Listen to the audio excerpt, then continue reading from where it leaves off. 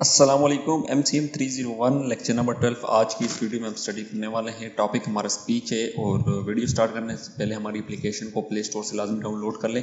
اس میں assignments GDP solutions past paper latest جتنے materials ہوں گے تمام اپلوڈ ہوں گے. آپ لوگوں نے پلے اسٹور کے اندر چلے جانا ہے. آج کا ٹاپک ہمارے پاس ہے speech and audience centred approach. اب اسپیچ انہوں نے یہاں پر جو ڈسکرپشن ڈالی ہوئی ہے اس کے میں آسانی سے آپ لوگ مطلب سمجھا دیتا ہوں کہ اسپیچ کا انہوں نے بیسکلی ڈیفینیشن کس طرح کی ہوئی ہے.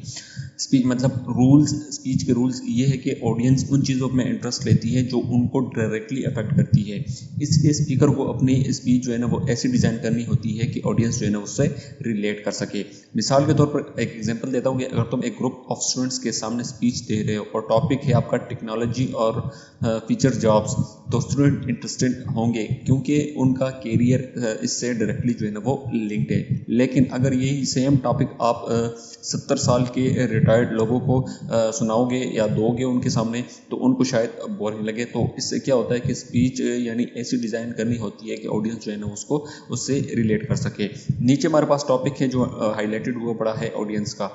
اب اس میں کیا ہے یعنی آڈینس انالائسس. اب اس کا کیا ہے کہ یہ ایک ٹیکنیک ہوتی ہے جس میں آڈینس کا لیٹر جو ہے نا وہ ایک پوائنٹ کو ریپرزینٹ کرتا ہے. اسپیکر ان چیزوں کا انالائسس کر کے اپنی اسپیچ جو ہے نا وہ آڈینس سینٹرڈ بناتا ہے. اب اس کے اندر سب سے پہلے جو الفابیٹ ہے وہ آڈینس ہے.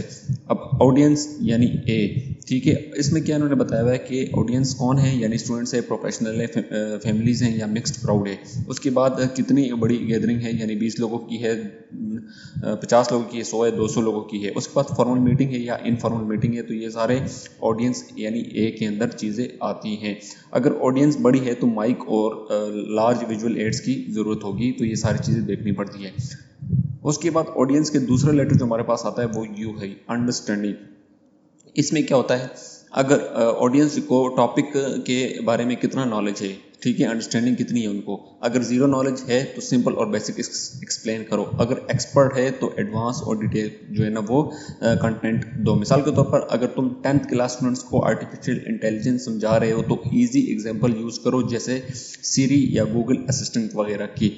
نیکسٹ جو ہمارے پاس الفابیٹ یوز ہو رہا ہے وہ ہے جی ہمارے پاس ڈیموگرافک فیکٹرز. اب اس کے اندر ہمارے پاس کیا ہے، اس کے اندر ہمارے پاس سب سے پہلے ایج ہے، یعنی ینگ اور اولڈ آڈینس کی انٹرسٹ الگ ہوتے ہیں. مثال کے طور پر یوتھ کے لیے جابس، ٹیکنالوجی، فیشن اٹریکٹیو ہے.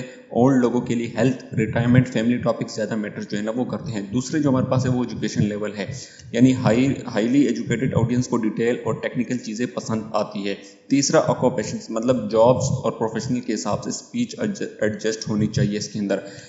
چوتھا جو ہمارے پاس وہ ہے جی جینڈر ہمارے پاس کیا ہے جی، میل اور فیمیل بیلنس رکھنا جو ہے نا وہ دیکھنا ضروری ہوتا ہے اس کے اندر. یعنی اگر آڈینس موسٹلی فیمیل ہے اور تم جو ہے نا صرف کرکٹ کے ایگزامپلس دو گے تو شاید اتنا جو ہے نا وہ کونیکٹ نہ ہو سکے آپ کی آڈینس. اس کے بعد میرج اسٹیٹس کون سا ہے کہ میرڈ لوگ اور سنگل کے کنسرن ڈفرینٹ ہوتے ہیں. مثال کے طور پر پیرنٹ سیفٹی اور ایجوکیشن کی بات زیادہ سیریسلی لیتے ہیں، سنگل لائف سٹائل اور کیریئر پہ زیادہ جو ہے نا وہ فوکس کرتے ہیں. ریلیجنس، اب اس کے اندر کیا ہے،